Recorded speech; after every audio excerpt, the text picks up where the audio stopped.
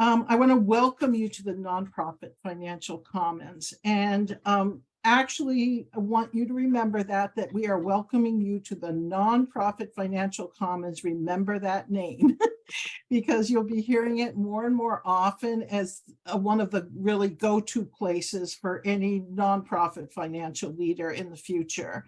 We are really set up to really take your questions extremely seriously and work to find the answers to those questions wherever they may be. And very often they will be in your peer community, other financial leaders.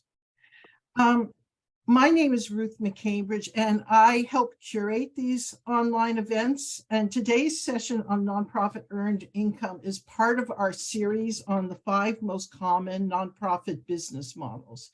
Each one of those models is related to a revenue stream.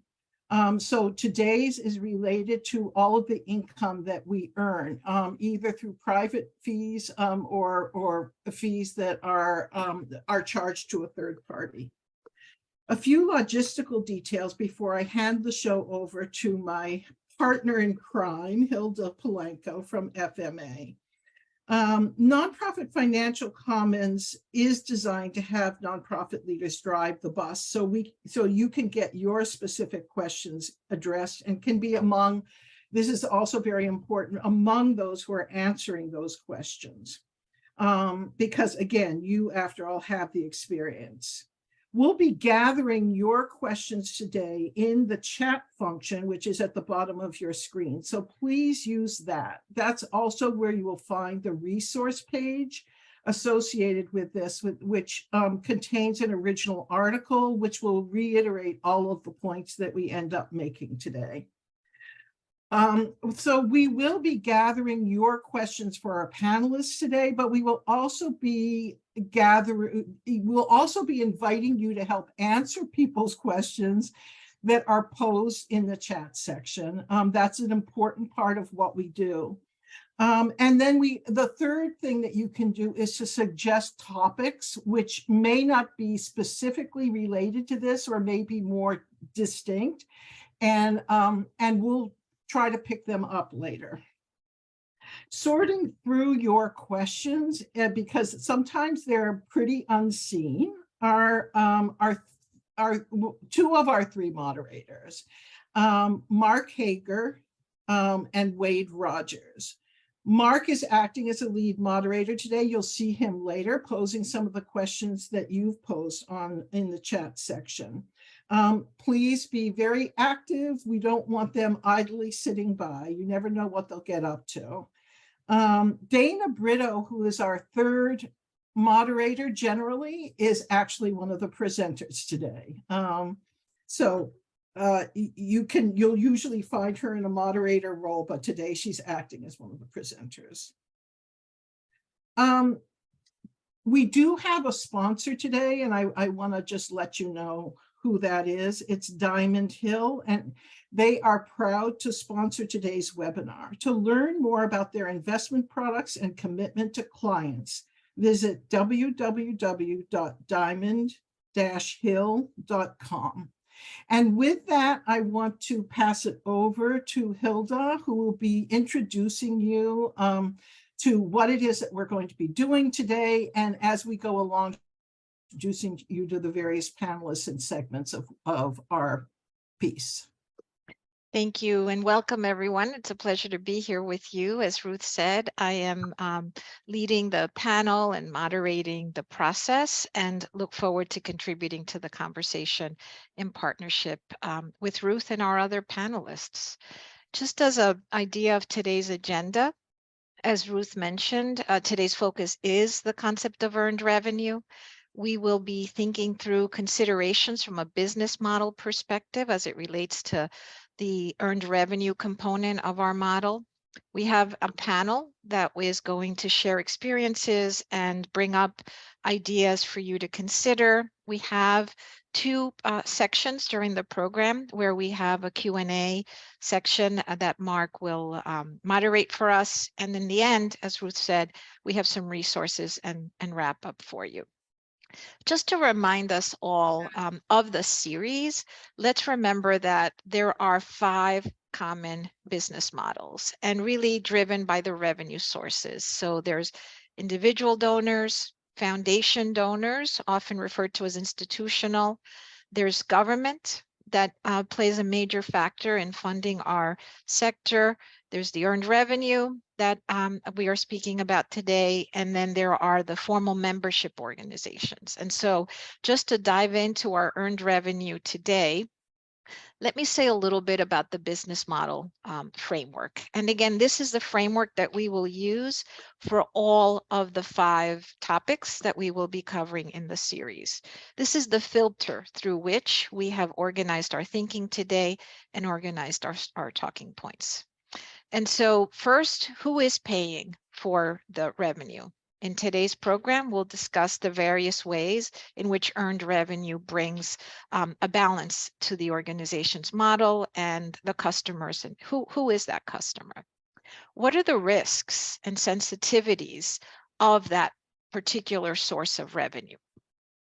What is the leadership capacity? You will see today, I will go through what are the really elements of success for leaders to enter into earned revenue strategies and manage them most successfully. And those are different than some of the other other income sources that are on our list. And then lastly, what are the infrastructure needs that an organization needs to have considered in order to successfully manage that source of revenue? So that will be the filter that we will use for all of our 5 revenue sources. We also would like to know who you are. And there are several, just a few polls that I'd like you to engage in for me so that the panelists and all of us participating know who's in the room. And so the first poll that Amanda's going to help us with is, what is your organization's expense budget? And so we have categories to pick from below 250 to more than 5 million. And please see if you could engage and answer that question. And secondly, what is your organization's mission area of focus? And be aware that that list goes a little bit longer. And so that is the second question we'd like you to answer, which is, what is your organization's mission area? And then the last question we'd like you to answer is earned revenue a current component of your business model? Single choice. Yes, it's long-time component. Yes, but it's new. No, but we're actively considering. And no, and we want to learn more. So this particular one will help us understand just who's joining us today. So going back, again, 3 polls for you: organization's expense budget, organization's mission, and whether or not there is an earned revenue component to your model. And so, Amanda, I'm going to defer to you to let us know when you About think. 75% of the participants. Okay, so you'd like to give it a little bit longer? Just a little bit longer. A few Okay, people are still coming in. wonderful. Okay, so please go ahead and complete those. For those of you who are just coming in, please complete the polls that have been launched so that we have a sense as to who's in the room with us today. Okay, I think we're about steady now. Okay. Thank you so much. Okay, so we have somewhat of a bell curve with who is in the room, and distribution with many organizations being between 1 and 5 million. Thank you for sharing that. And just to share the mission focuses of the organizations in the room, we can see that there's really a distribution across many of the areas, with most of the, not most, but about a quarter being education and youth, and the next being capacity building and leadership, social services. As we'll learn, earned revenue is a possibility for all, depending on the approach and how it's being worked into the mission. And the last question Is earned revenue a part of your business model? So 42% of you actually have, and it's been a long time core component. So we hope to learn from you as much as you'll be learning from us during the Q&A. And the next group does not have an earned income strategy, but you're learning more. So we hope that this will help you. And some of you are embarking, but it's new to you. And some of you are considering it. So thank you. We can see that we have people in very different places, but again, all interested in one way or another in this area. So now I'd like to pass the mic back to Ruth, who's going to introduce us to a very core concept when thinking about earned revenue and the role that it plays. Ruth? Yes, I'm thrilled to be able to present this to you because it's actually something that I think as a whole field, we've collectively known for a while, but we haven't necessarily had any real proof of it. So I really think of each of these business models that you can almost have a warning label specific to that income source, that model. So in terms of, government money, it would be, for me, margins and cash flow. But in terms of earned income, it really is what I'm calling embeddedness. And a lot of recent research now supports this. And the notion here is that, in fact, the more embedded the work, the earned income venture is in your core mission, the more central it is to your mission, the more necessary it is to your whole program, the more successful it's going to be. But there's an additional piece here, which actually surprised me when I was looking through the research, and that is that also important is the overlap with what some people call organizational technology, but we call organizational infrastructure. So if you have both of those two things, you have a decent amount of overlap with your organizational infrastructure, and the venture that you're going after is also either core to your mission strategy or can, feels like it will be enormously complementary and add to your mission impact, then you have the best chance of actually showing the best programmatic and financial outcomes. And there are pieces of research on the resource page that are related to this. You'll be able to pick those up fairly easily. So the notion here is that the more external the effort is to your mission and the way you normally do business, the less likely it's really going to produce big gains for you. This is incredibly important because we've seen all kinds of organizations kind of go after things like restaurants and other kinds of endeavors that wouldn't normally be seen as part of their commission. They're kind of force fit. So I want to just go on to the next slide. Okay, organizational infrastructure. So this refers to a whole number of things, including not just your technology, your administrative, your transactional infrastructure, the fit under your brand, but it also includes your reputation among stakeholders, including your market and including co-producers of whatever it is that you're trying to produce. So, I'm going to give quickly one example of this, and you can go to our original article, which is on that resource page, to read more about it. But it's Habitat for Humanity's restores. All of their relationships having to do with donations from, some of the larger home repair companies and their relationships with volunteers and et cetera, all of those have been put to use in the restores. And essentially it is covering the same set of issues as Habitat for Humanity in general. So it had a natural base that it was working from, a natural market, and then it was able to use the same entities in that market to advance the restore concept. And that's been extremely productive for Habitat for Humanity. So you can go read more about it. There's a link to to a wonderful article that discusses the concept of collective entrepreneurship and describes restore in the midst of that.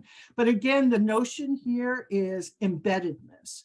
And that should be your watchword for this. If you're thinking of something that's really far afield from what you've done, or you're not completely sure that you have the capacity and already in your organization to kind of get this done in almost a turnkey fashion, you may have a problem.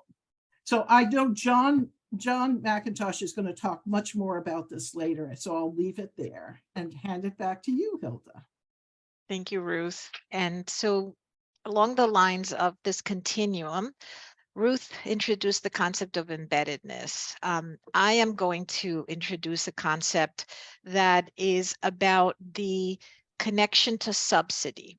And so earned revenue is the idea that we are providing a service and the customer is paying for it. Just in general terms, if we were in the for-profit world, that's what the market is comprised of: businesses that provide services and customers pay for those services.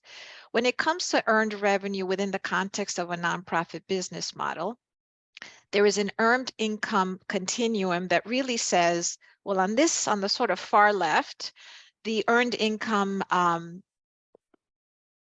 is fully paid by the customer. So maybe retail activities, like the example that Ruth gave, thrift shops, those types of retail establishments, facilities rentals, the customer is renting from a nonprofit as opposed to perhaps a for-profit organization. So all the way to the left are these strategies where we know that we are charging what it costs to the customer. At the other extreme of the continuum is a situation where there is some earned income, but it is heavily subsidized by a third-party payer, maybe the government, maybe philanthropic entities. The significant portion is being paid for by these other third parties, which could be childcare, where parent fees cover a portion based on their income level, or prenatal postpartum care. The idea being that there's a contribution from the customer, but it's heavily, heavily subsidized by the third party payer. And then there's somewhere in between, which is there's a balance between the portion that the customer pays and the portion that the third party pays. And in your planning for your earned income strategy, part of what's critical is understanding where you fall here. And before we can determine where we fall, we have to know the full cost of delivering these services. Now, you've probably heard the concept of full cost in the context of how we bill philanthropy or government. This is a concept that cuts across all of our revenue sources, but particularly when it comes to earned revenue, what is that total, and how do we make sure that the combination of the customer portion and the third party subsidy, that adds up to a number that fully covers. So I want you to think about that as it relates to your current earned revenue, or how you may be thinking about expanding it. From the business, and in this case, maybe art performances or college tuition, where it's, again, more in the middle.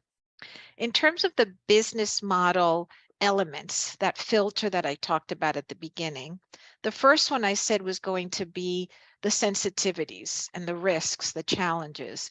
In the world of earned revenue, we are in the marketplace. We are actively seeking customers to purchase the services that we have to offer.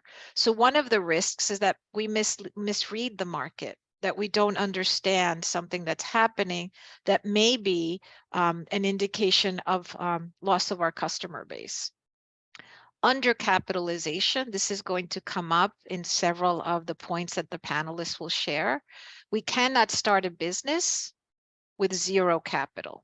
And so to the degree that we take capital from our mission activity, we want to make sure that we have that amount for the launch of the earned revenue strategy, or that we have access to third-party finance. So capitalization just based on redirecting the staff effort is not sufficient. So I would want you to think about that. The idea that we may think that the business is picking up, and as the months go by, we're misreading the indication that we're just not meeting the plan. And then lastly, and this comes back to the embeddedness point that Ruth made, some of the risks is that in doing this, we're sort of diluting our mission rather than strengthening our mission. In the end, the earned revenue is one of the strategies to keep our mission alive. And so we want to make sure that we're protecting the mission focus while we're doing that. The leadership capabilities.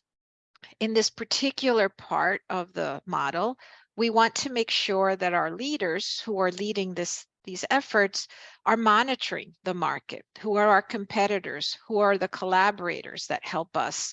What are the cost and revenue models that we should be looking at? In terms of understanding how this customer base fits into the market, what are the trends? And very importantly, the process of scenario planning.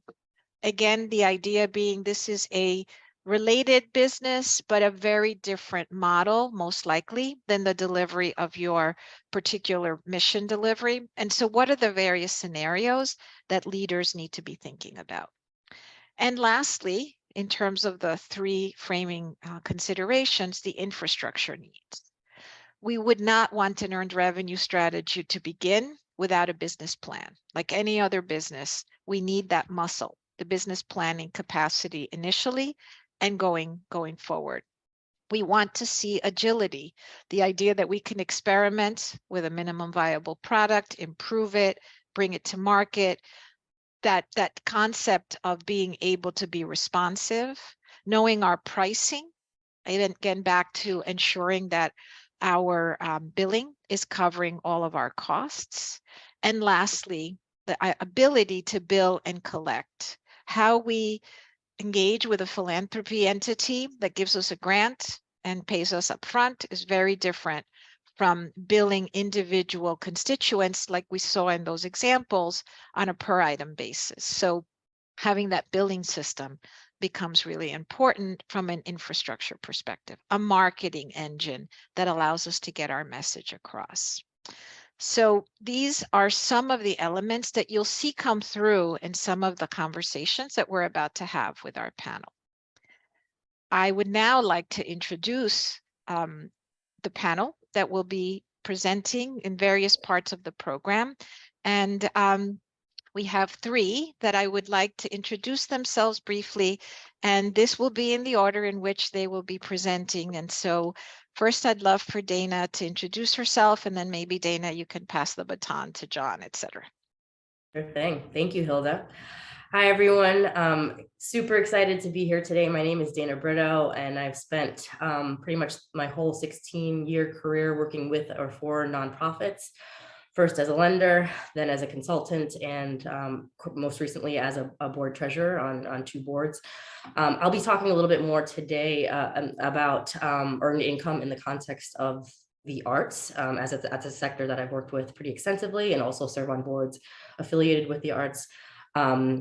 We'll sort of weave through some of the considerations that we've talked to, as well as some of the considerations based on current and recent realities, especially tied to the pandemic.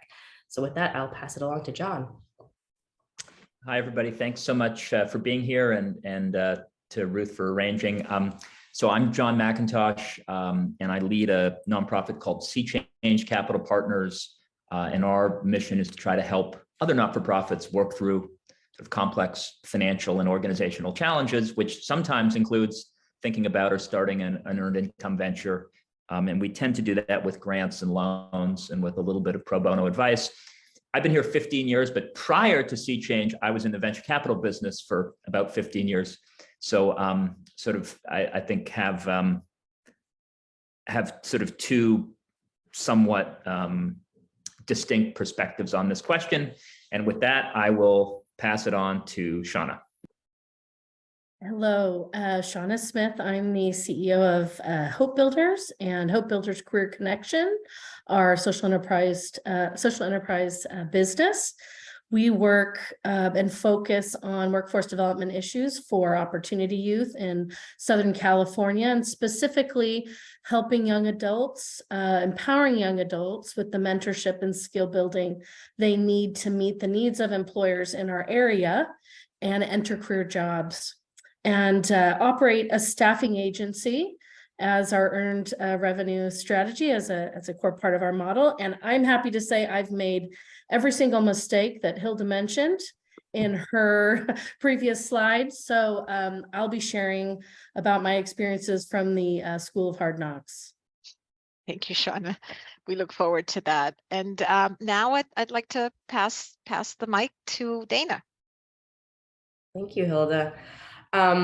So again, I think in preparing for today's discussion, we thought it would be important to highlight the arts because it's a sector where on average 50 to 60% of operating revenues are coming through earned income. And even though it is a sector in which earned income is a pretty relevant and significant part of the business model, there's obviously still very big risks and concerns. And I think the pandemic especially highlighted some of that. So before we launched into that, just wanted to really spend a little bit of time talking through the massive universe of earned income possibilities for arts organizations, especially. And I think the extent to which some of these options are pursued will very much vary depending on the type of work that you do. So again, museums or organizations that have more of a curatorial element to their work will have different types of earned income or focus on different types of earned income potentially than a performance arts organization. And then that combined with, I think, a lot of the conversations that were had around business model, the types of arts medium that you're using may impact what specific opportunities or earned income opportunities that you pursue as an arts organization. But thinking about this concept of embeddedness and that subsidy continuum that Hilda mentioned, and then sort of thinking through what these options are, I think for performing arts organizations, especially ticket sales is something that immediately comes to mind as an earned income generator. Very rarely, I won't say always, but very rarely though, in terms of the subsidy need, very rarely will ticket sales themselves cover the full cost of a production, especially. And so very often it will require either other types of earned income or other types of contributed income through foundations, donors, what have you, to subsidize the cost of those types of performances. Then sort of moving from there, I think memberships and subscriptions are very often used as another type of earned income tool to subsidize what can't be covered through ticket sales.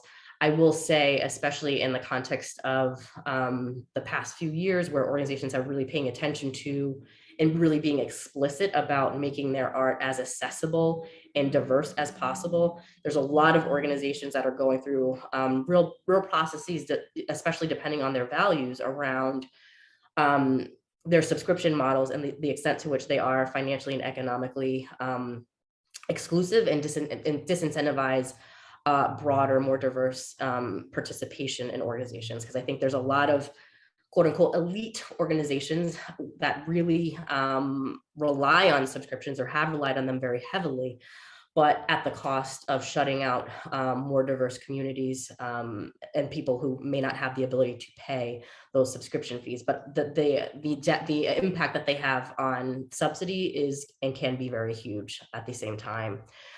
Performance sponsorships, again, can be another tool, especially for performing arts organizations, as a way to bring in earned income to help support your ability to pull off those performances. And those can be sponsorships that can be tied to a specific show. They can be tied to a certain arts event, depending on what type of medium that you're providing.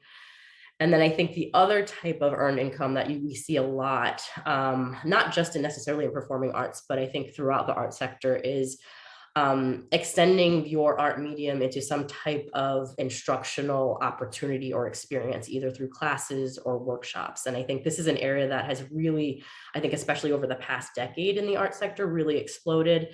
And I think it's an area that was actually, and I'll talk about this in a bit, was quite resilient throughout the pandemic, and in ways that artists especially were able to adapt to either more virtual or more hybrid service offerings, thereby also increasing their donor base in some cases as well. And then I think there are, outside of these more common examples, there are other fee-for-service partnerships that I think a lot of arts organizations have and continue to take advantage of. There's a lot of arts organizations who do very rigorous and common programming with school districts. So arts organizations will regularly contract with either a Department of Cultural Affairs or some other similar municipal entity to provide services directly within schools for students. There's a lot of musical arts programs here in Chicago that do that. And that's actually one of the biggest drivers of their revenue model, more than the income that they receive from the actual performances of those children. And then I think there's other, again, depending on the medium and the organizational infrastructure you have and the subsidy and financial situation that you're in, there can be many different ways that you can partner with other organizations, other individuals to provide some type of earned income venture. So like I said, I sit on the board of an organization. We're a performing arts organization, and our main medium is performing arts through storytelling. And we do that through performances and through classes, but we've also really generated our own business through which we develop storytelling experiences to build team development experiences, and use storytelling as a tool, not just to provide HR compliance related trainings around, sexual harassment and DEI, but also as a way of building team building and an empathetic culture within organizational workplaces. And we actually contract with firms and organizations across the country and use storytelling as our medium to provide a necessary service to organizations. So again, it's depending on the medium, but also depending on your business model considerations and your financial considerations will impact the mix of these, and it will also impact how you go about pursuing these, along with how you think about these in the context of your organizational values. Next slide, please.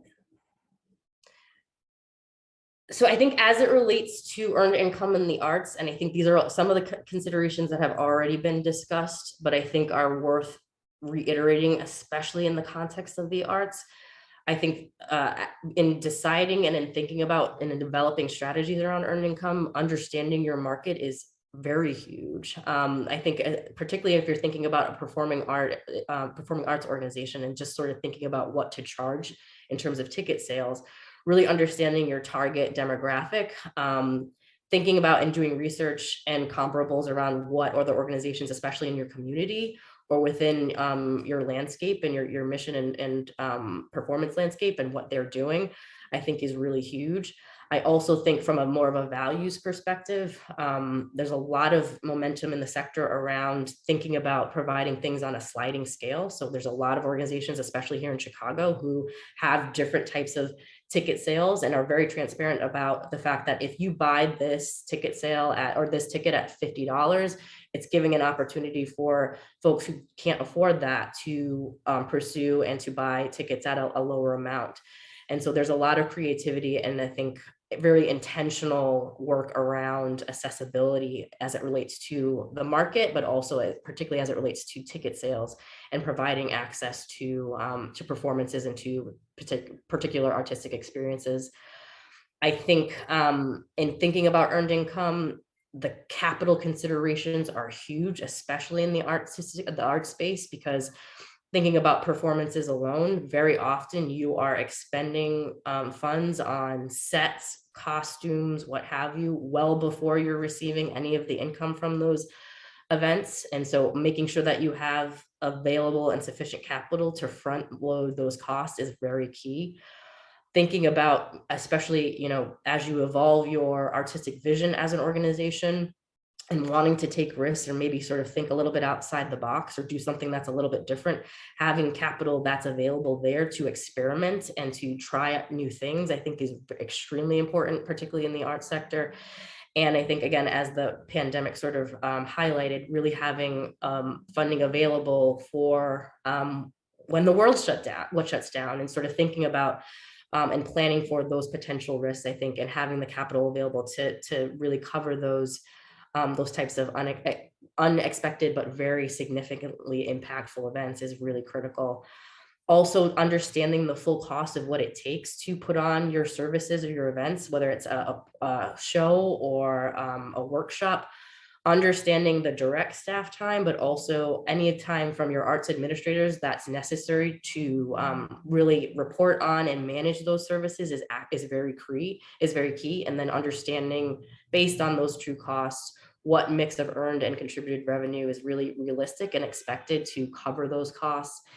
And I think going back to Ruth's point around organizational technology, especially, really understanding and making sure that you have the capacity and the expertise, not only to deliver and manage the services, but in the event that subsidy is necessary, which it very often is, making sure that you also have the capacity to fundraise for the added cost that this new earned income venture might bring to your business model. So I think that the events of the past couple of years, like I mentioned at the top of the presentation, have really only further highlighted and amplified the challenges and the risks tied to earned income. But at the same time and simultaneously, I think, given the resilience and the creativity of the art sector, I also think it has given it a chance for the sector to really learn from and expose ways to deal with these challenges going forward. And so I think it should come as no surprise that there are many arts organizations, especially in the performing arts space, that were really crippled by the events of 2020 and going forward. And I think especially performing arts organizations, especially really struggled. And I think especially organizations that are either outside of larger markets really suffered. I also think the events of the pandemic further amplified particular gaps in patronage and funding for Black, Brown, and Indigenous led organizations as well. But I do think, and again, to the credit of artists and arts administrators across the country, there were a lot of creative strategies that were utilized to mitigate the impact of those losses. So shifting to virtual and hybrid programming was a huge strategy. And I think organizations are thinking about how to continue that, like, without sacrificing the benefits of that in-person experience, while also leveraging, though, how hybrid and virtual programming has made it very possible for organizations to really double, sometimes triple their audience, and even increase patrons that they wouldn't have never normally had exposure to had they stuck to strictly in-person programming. I think it's given organizations an opportunity to re-examine how they do contracting. So both in the context, for example, of if you are renting out venues for performances, thinking about those acts of God clauses and really being able to negotiate, well, if this thing happens again, where can we postpone this event? Can we amend our payments schedule? Or contracting on the other end, where you're contracting with a series of artists or arts contractors, thinking about, really being explicit about which specific thresholds and which payment is contingent. And then I think also I think this has been a moment where artists have really come together and have really sort of challenged and really publicized and sort of reframed the value of art in the context of our society. I think there's a lot of organizations and there's a public perception of arts as if you pursue art, then you should be accepting less, or there's this starving artist narrative that I think a lot of artists are starting to really push up against. Maybe I should be getting a living wage and shouldn't have to be working 3 or 4 jobs to produce something that I think has very, legitimate social value. And I think, that's not to say that, again, any shine should be taken away from organizations that are providing very critical health and human service and social services. But I think there's been an emphasis both with customers through earned income activities, but also with donors through contributed income, to really highlight the fact that this art is valuable, and this is what it takes to perform and to execute this art, and this is the funding that we need, and this is the funding mix that we need to get there. So again, a lot of credit to the resilience of arts organizations, and then also again a very real examination and acknowledgement of the risks that will continue to be tied to earned income ventures in the art sector. Thank you, Dana. That was so helpful. I love the way you made the connections specifically to the arts. But when you shared the storytelling example, it really reminded me that earned revenue in many ways is really monetizing, meaning bringing revenue to an organization's secret sauce. And so when you described storytelling in team development exercises with organizations, it really just brought that up for me. So for those of us who are with us today, I just ask you to think about your secret sauce that makes your work so special, and how can you monetize that? How can that go to market in full cost recovery, so that it helps rather than puts the organization at risk? So now we have some time set aside for any questions that have been coming up, and I know Mark has been diligently reviewing those. So Mark, would you join us and let us know for the sort of the topic as it's covered so far, what questions are you seeing? Thank you, Hilda. Yes, hello, everybody out there in Financial Commons land. I'm Mark Hager. I'm one of the moderators for the nonprofit Financial Commons. And with Wade Rogers, I've been looking at the chats to see what kinds of questions are coming up there. Also, we have the questions that folks posed when they signed up for the webinar. So I have those in another screen off over here. Hilda, I think you had a good guess where the first question was going to go, and I want to pose it to you, but I want to frame it in terms of that that slide that Ruth gave to us. It showed that ventures, earned income ventures that nonprofits have, can sort of run a gamut from embedded to integrated to external. And the embedded ones are easy to think about, like a nonprofit hospital doing gallbladder surgeries. That's what they do. And so earning money from that is an embedded part of what they do. But moving out and further way into integrated and off into external, there was a test case now going 50, 60 years ago where the New York University, a private nonprofit university in downtown Manhattan, bought a restaurant and ran the restaurant as a nonprofit organization. And that prompted a whole policy about nonprofits running unrelated ventures to generate earned income. That's coming up a bunch in the chat, Hilda, but we barely refer to the unrelated business income tax so far in the seminar. Can you give us a little overview to prime us a little bit more about UBIT and why we have it? Sure. And so we take the term UBIT, it refers to unrelated business income tax, and tax is the T in UBIT.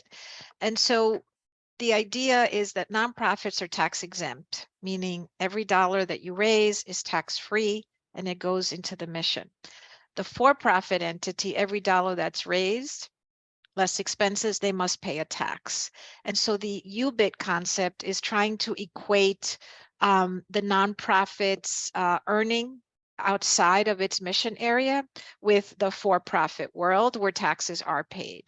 And to have unrelated business is not necessarily something to be afraid of or something to not be able to do. It just means that you have a tax that's due. I think where the question sometimes comes up is when that unrelated activity starts to grow to the degree that it jeopardizes your mission, then that's when we may need to revisit that. And the IRS guidelines are not necessarily as clear as we would like, but that concept of the materiality of that income becomes really key. In the case of NYU, in the case of hospitals that may have a thrift store or coffee shop, those are all examples of unrelated to the mission, but part of the model. Great, thank you. Just a couple more minutes left in this chat period. Let me ask a general question. I'd love Hilda, Ruth, and Dana to each chime in briefly on this. Earned income is usually seen as golden because it generates almost totally unrestricted income for organizations to the extent that they can generate it. But are there downsides to earned income? Does the IRS or Attorney General see it in unproductive ways? Does the public see commerciality in negative ways? What about foundations that you apply to for grants? Could they possibly look down on it, or is it always a golden thing? Hilda, Ruth, Dana, quick comments there. So I would say that funders often look to earned revenue as a form of sustainability, as a form of self-sufficiency. So the funder community is going to be very interested in learning. At the same time, they're also interested in making sure that their grantee partners do not put their mission at risk by going through this sort of social entrepreneur concept. So yes, there are going to be those that are going to be rooting for it for those reasons. I think the point about regulators and the IRS, it's sort of similar to the observations I made before. And I think the downside that we all need to think about is the business needs to be capitalized in the way that is necessary, and asking for the responsibilities to be taken on by the staff that are already pretty busy delivering mission is something to keep in mind. So we cannot finance it simply by assigning additional responsibilities to current staff.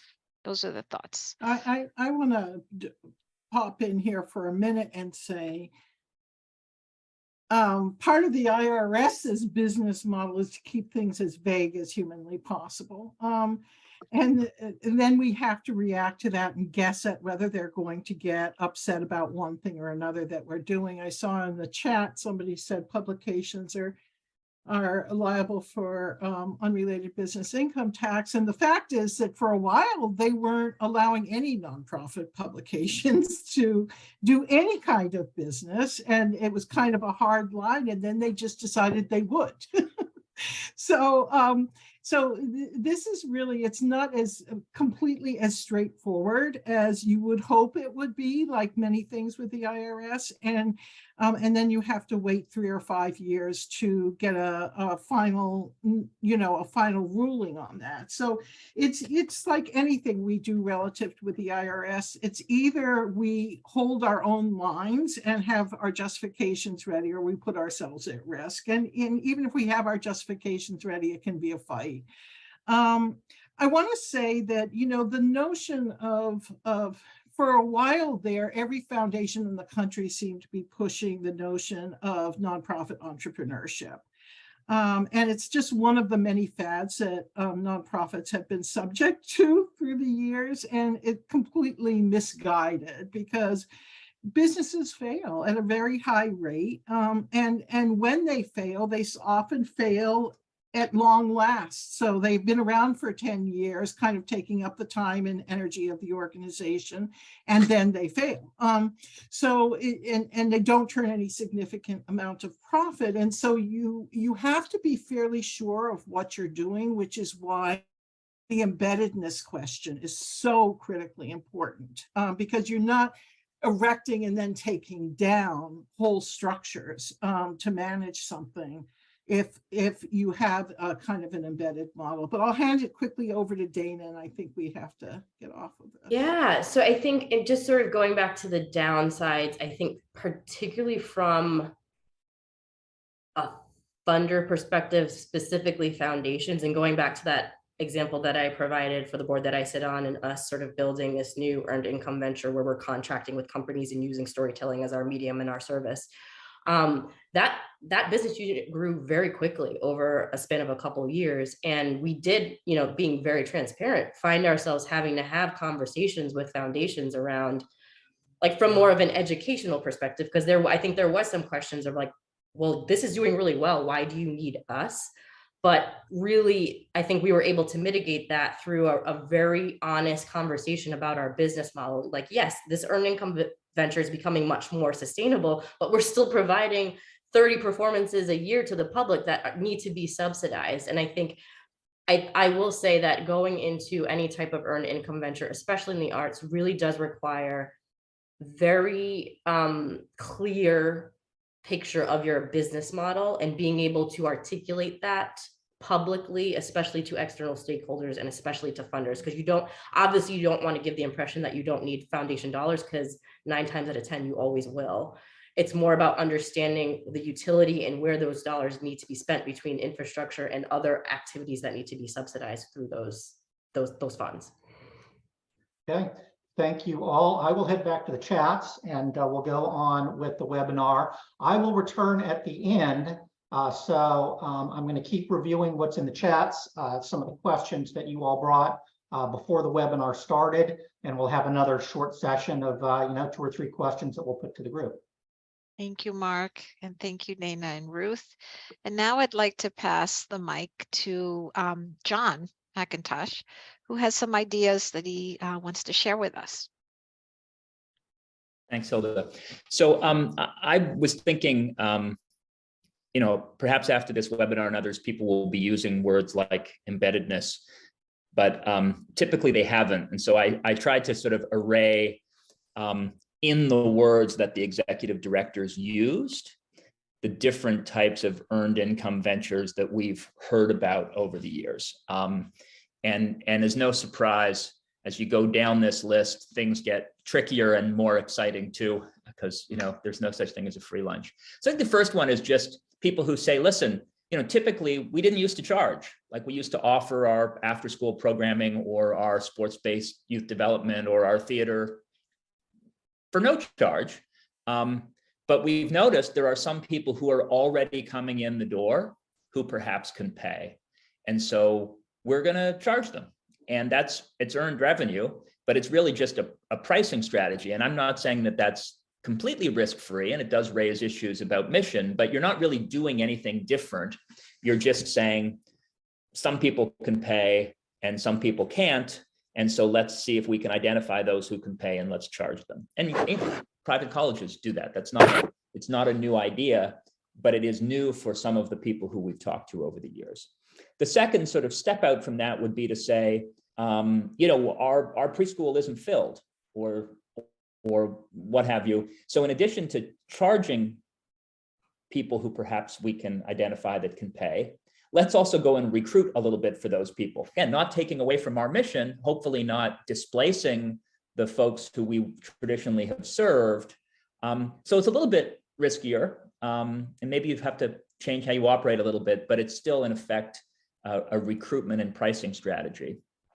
The third one, I think, is the next level of a little less embedded, which is let's add something to what we're already doing that probably couldn't survive on its own, but might be a source of earned income. And that, I think, is the gift shop in the museum. Like we wouldn't start a gift shop if we didn't have a museum. We couldn't make that work. We couldn't recruit, but hey, we've got some space in the lobby. So let's do this sort of marginal expansion.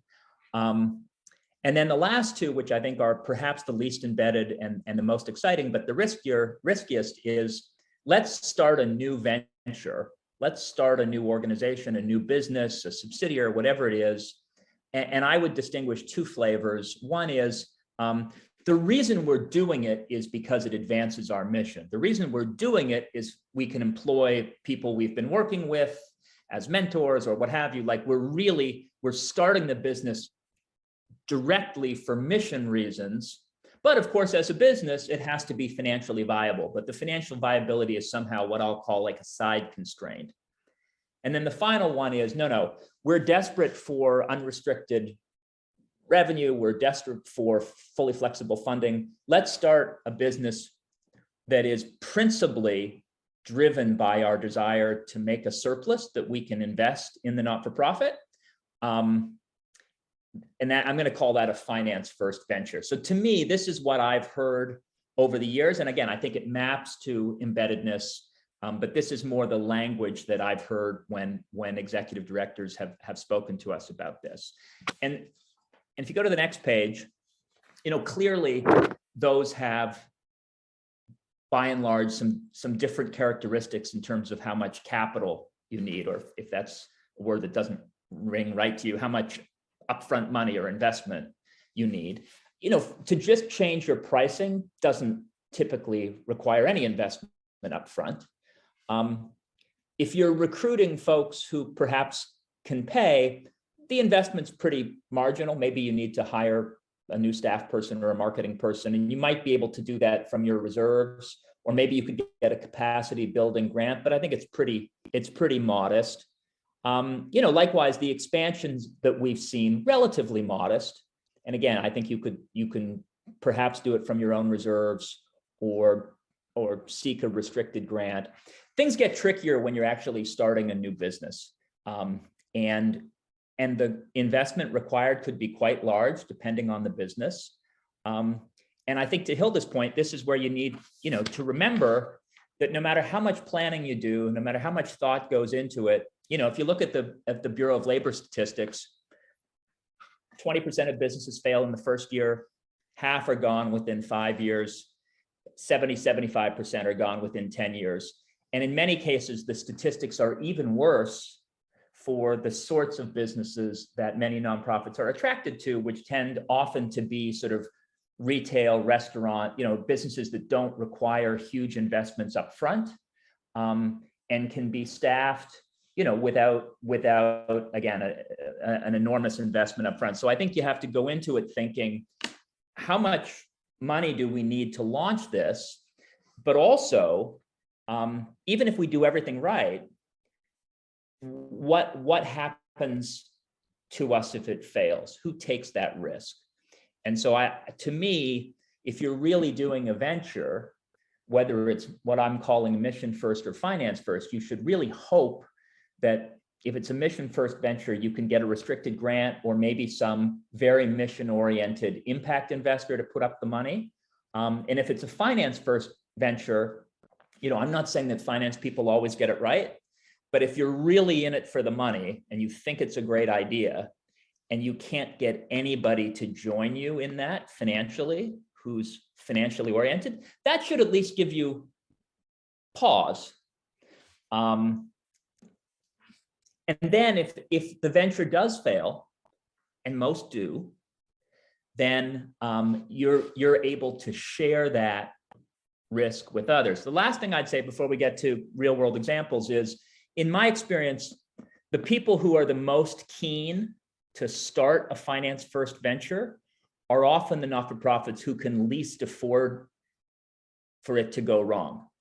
That they're not the not-for-profits that say, everything's good. We've got healthy reserves. I've got a nice balance of philanthropy, but just because running this not-for-profit's too easy, I'm just bored. I'm going to start a business as well, just for kicks. I have never met that person.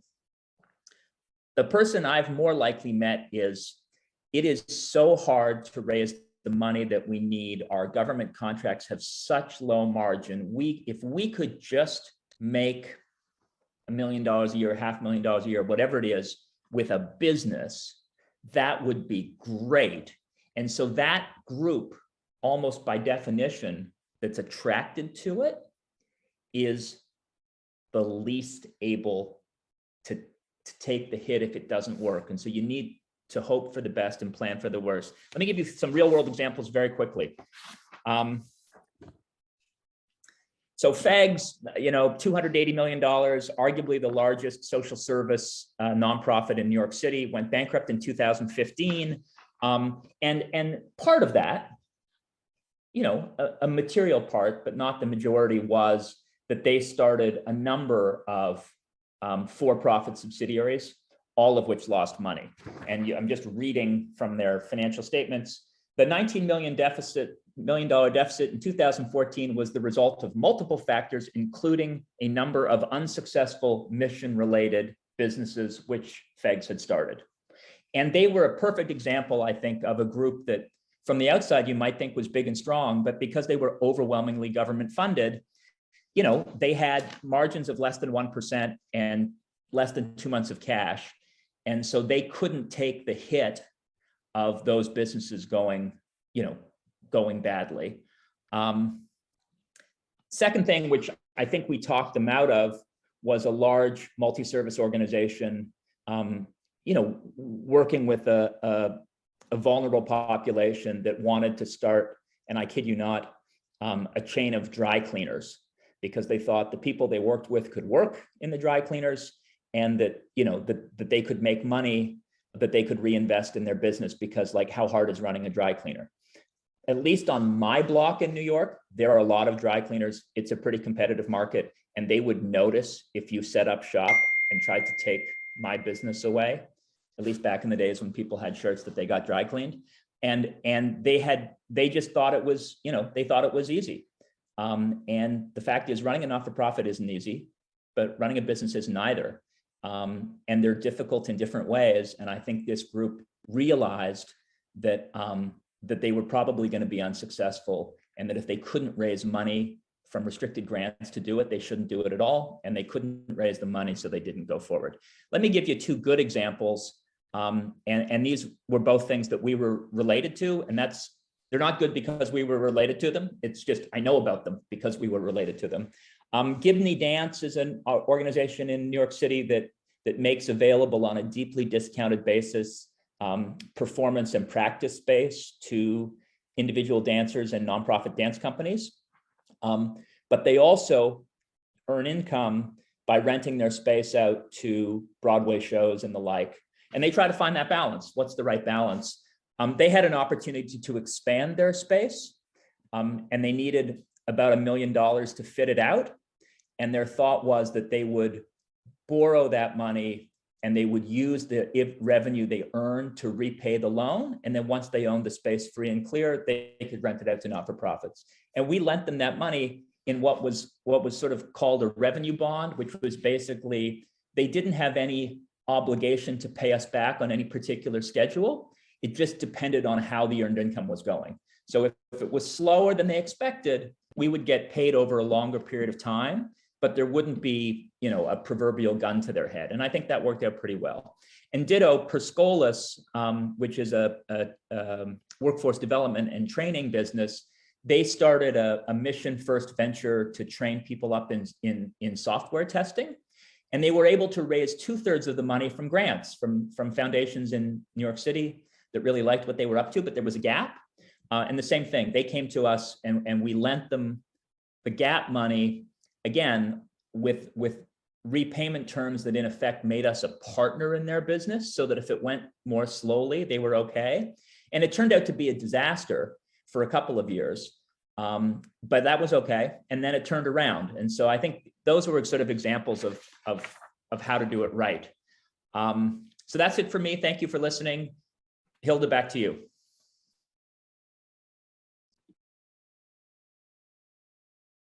You're on mute. Sorry, you can't have an event without that happening.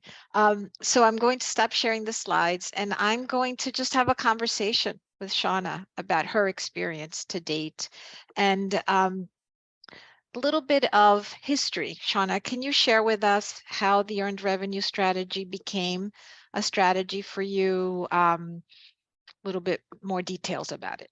Sure. So Hope Builders has been in existence as a workforce development agency for almost 30 years in Southern California.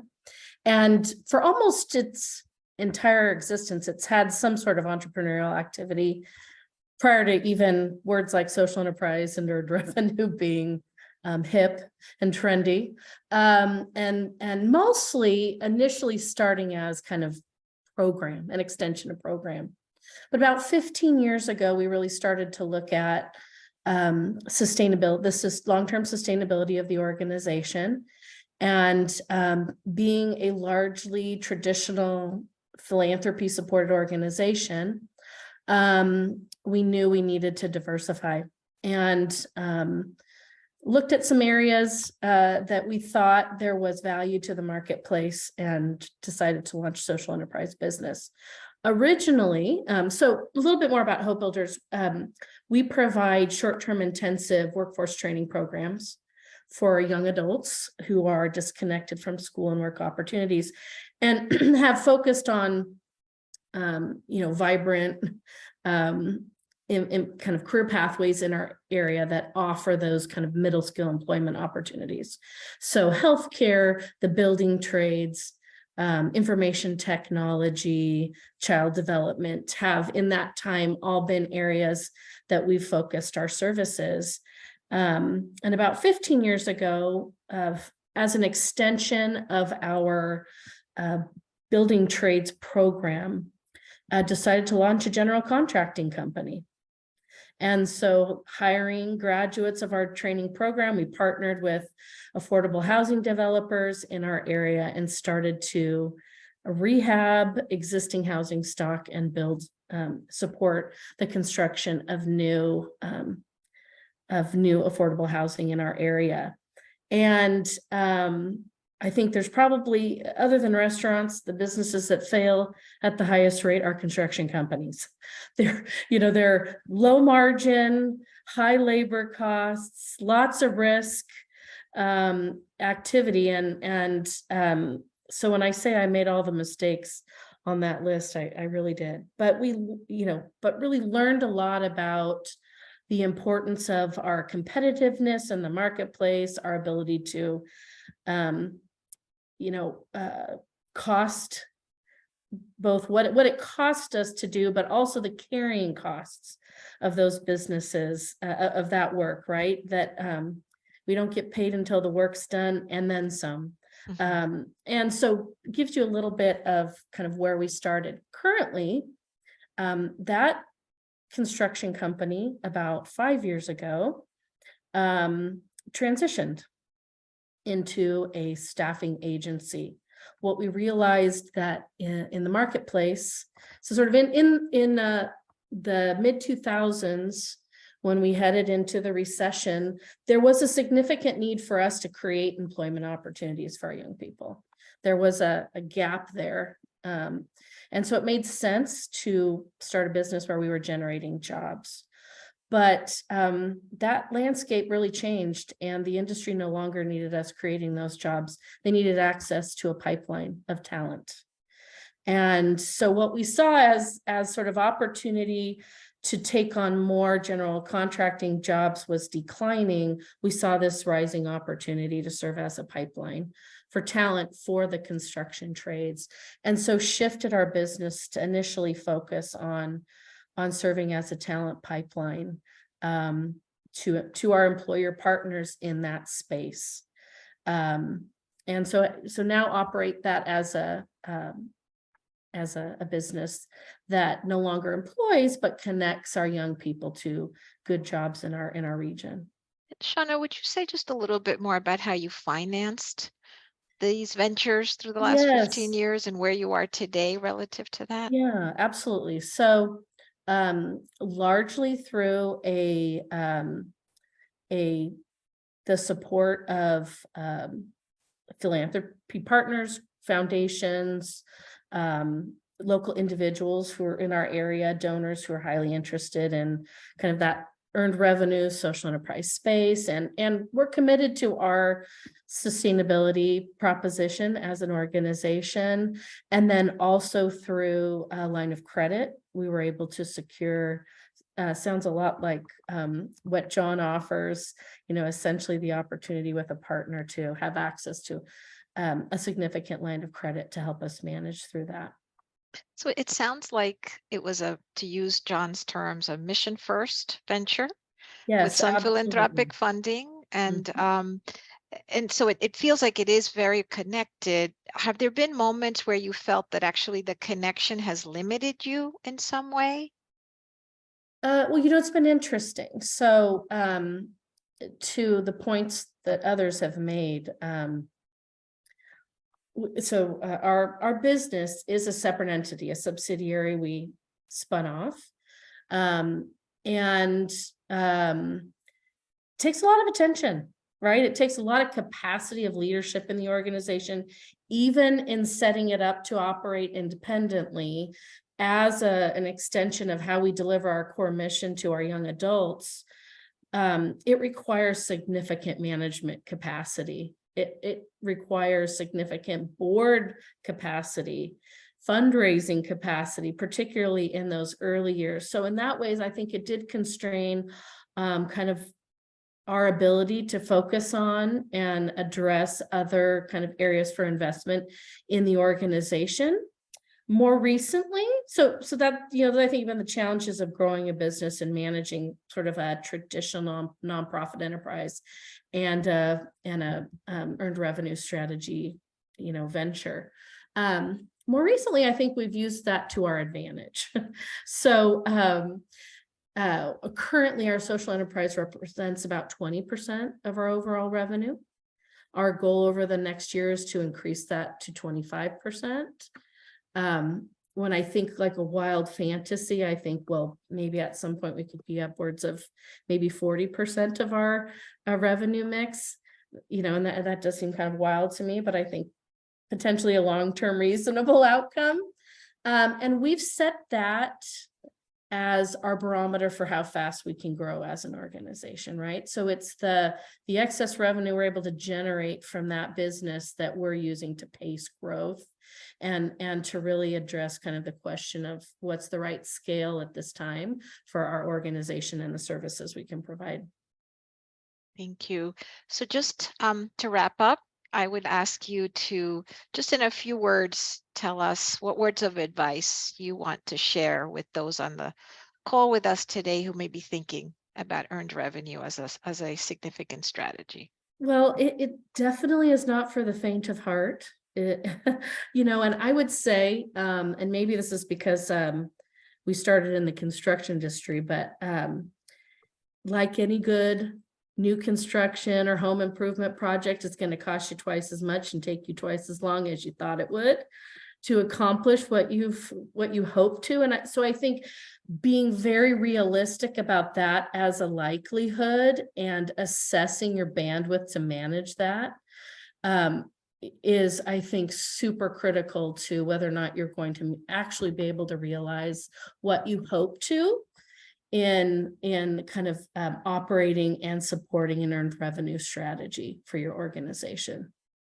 And if anyone has questions, they'll reach out to you. I'm kidding. I'm not offering that on your behalf. Well, I can tell you what I did wrong and hopefully save you that heartache. Got it. Thank you, Shauna. And so we're back to Mark now, and I am going to go back to my Q&A and ask you, Mark, what else has come in?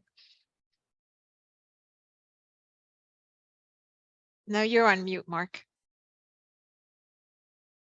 Now I'm back. Thank you. Funny how we do that.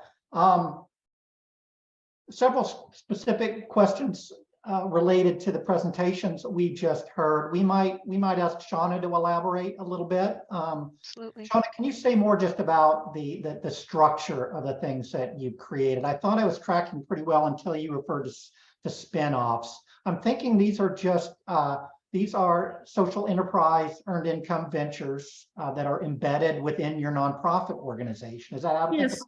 Yeah, sure. I'd be happy to. So essentially, we operate currently 3 career pathway programs where we provide intensive training in the building trades, in healthcare, and in child development. And each of those serve as a pipeline, a talent pipeline into a staffing agency we call Hope Builders Career Connections. And we broker employment on behalf of the young adults we serve with local employers in those three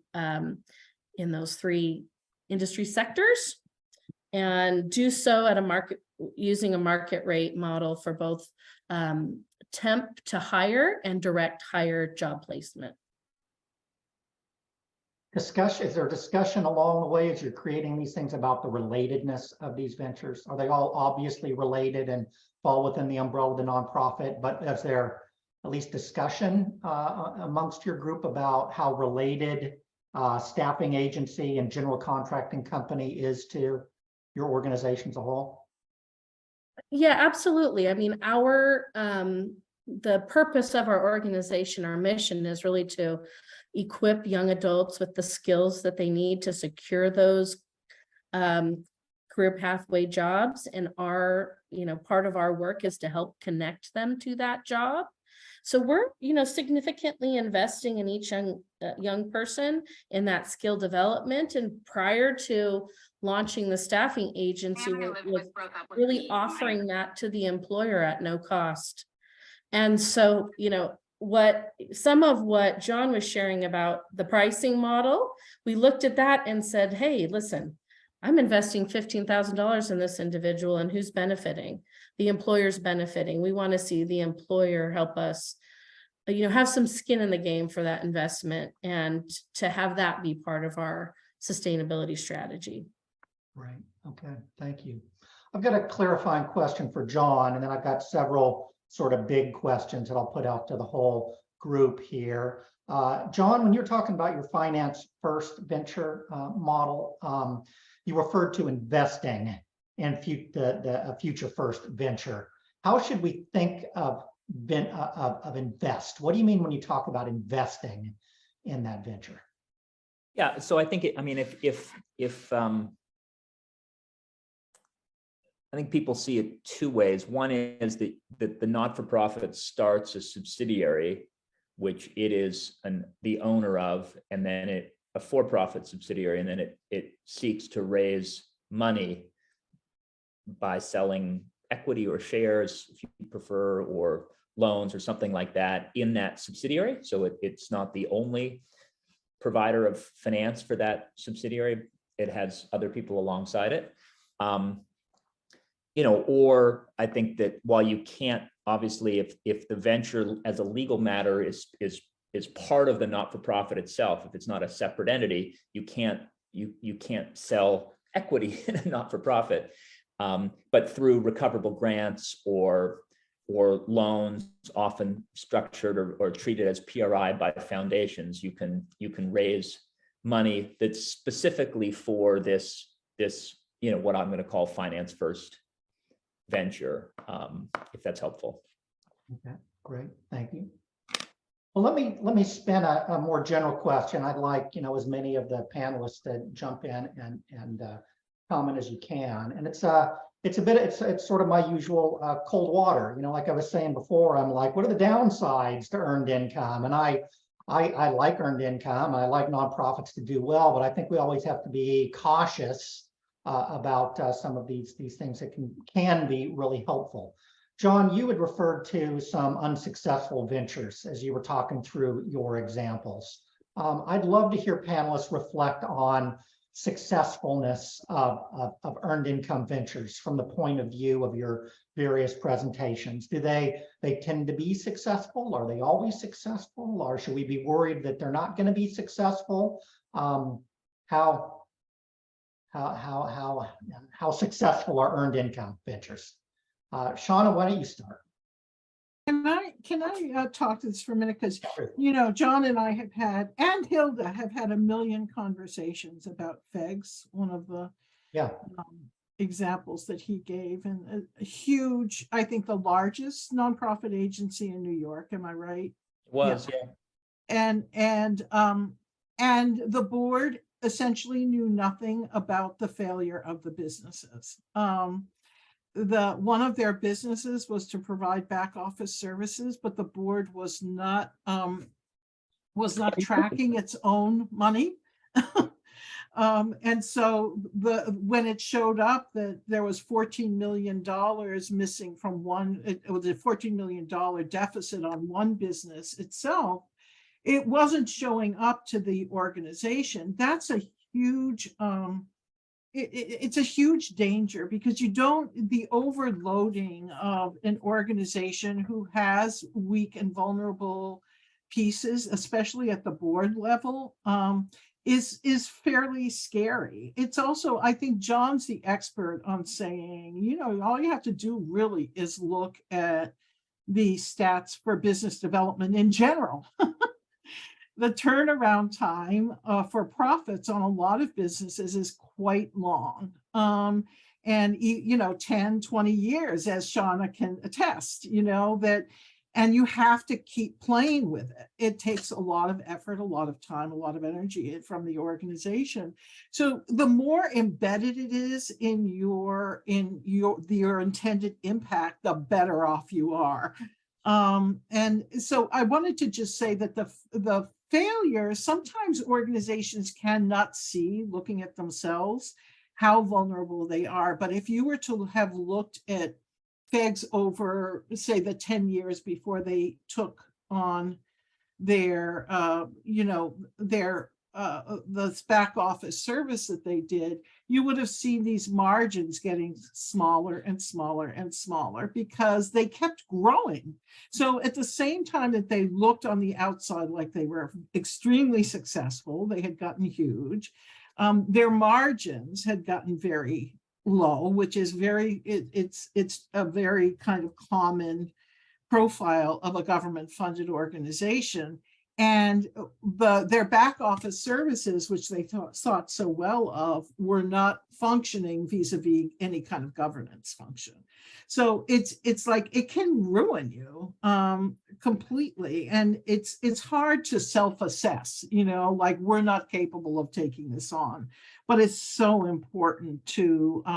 I think that's why we really emphasize the minimum viable product approach, the experimental approach to business. Like, get in there, try out a couple things, see how they go. That requires a lot of work on measurement systems and a really clear sense of what your formulas have to be. Oh, I'd just like to say one thing if I can. Most business people think that running a nonprofit's easy. There's no competition. You've got volunteers. People just give you money. You don't need to give it back.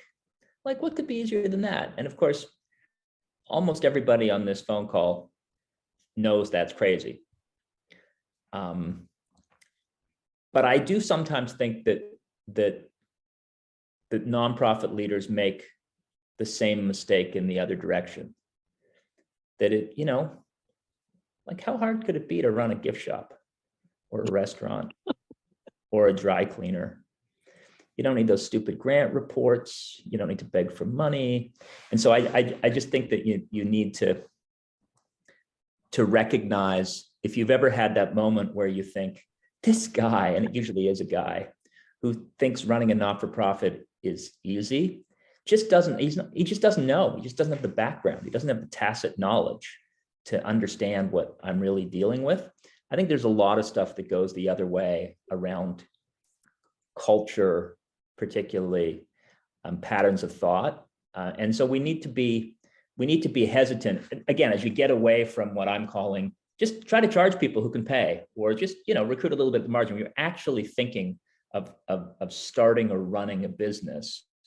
The other thing, sorry, and the last thing I'll say is, we're seeing quite a few groups that actually just want to convert from nonprofit to for-profit status, and I'm a little nervous about that, because they run the risk of going from a really kind of exciting, sizzling nonprofit that's got some big earned income, and to being kind of a bad business.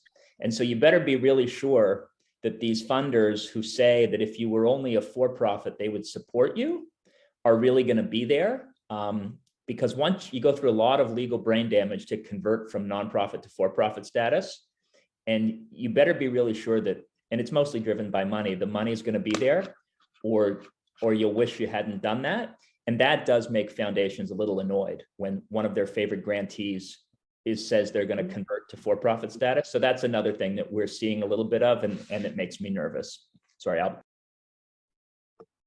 great. Thank you, John. I had a whole nother question about Dana and the arts, and I'd like to hear Dana and Hilda reflect on this particular question, but I'm not sure we have the time. Hilda, shall we move to wrap up, or more commentary? I think we're going to need to wrap up. I'm sorry about that, Mark, and thank you. And thank you all who have participated in the conversation. As you could see, we could stay much longer and continue, and we will, through the resources that are available on the site. And so I'd like to just remind you all that there is a very rich site that is behind the Financial Commons. And the way that the team has developed the site is to arrange it as coursework, if you will. And so there is a recording of every webinar that we have done. There are a series of resources, and every session will have an article that is also helpful to spread these concepts to maybe those who couldn't join us today. And then there are case studies. Ruth alluded to one of them that really tell the story of what is being considered. And lastly, there is a very carefully curated list of resources curated by our very own Ruth that is a combination of research, thought leadership. And so for you and your colleagues who may not have joined today, it's really a comprehensive perspective on each of these revenue sources. There is the moderated dialogue that continues on the site that is really critical. And from that perspective, there are also pieces around the nonprofit sector as a whole and what the revenue sources and funding structure is. We also want to ask you at this point, if you could take a minute or so in the chat and let us know what would you like to learn more about, whether it's other elements of earned revenue that we did not cover or address today, other topics that are not in the 5-part series that you would like to inform the content of future programming. The programming is here for the participants like yourself. And then lastly, we want you to come back, not just every 6 weeks or so where these sessions are done, but come back on an ongoing basis. So Mark, I'd love for you to join me. And I know that you are behind the moderating of the activity, and just give us some closing thoughts about what folks can expect when they join you. Yeah, I just want to underline this slide we have here. Your forum awaits. It's not quite live up there yet. We're still tweaking the forums and before we get out there and go live. But I'm biased, but I think this is going to be the very best of the nonprofit financial commons that's growing by leaps and bounds every day. Once we get these forums going, we're going to have discussions that we present and moderate. Discussions that you bring and have with your colleagues. We want this to be the place that nonprofit finance professionals come to meet, to talk, and to discuss the issues of the day. It's going to be awesome, and it's just around the corner. Thank you, Mark. And thank you everyone for joining us today. It's been wonderful to be here. And we hope that today's conversation has generated quite a bit of thinking and dialogue for you and each of your organizations.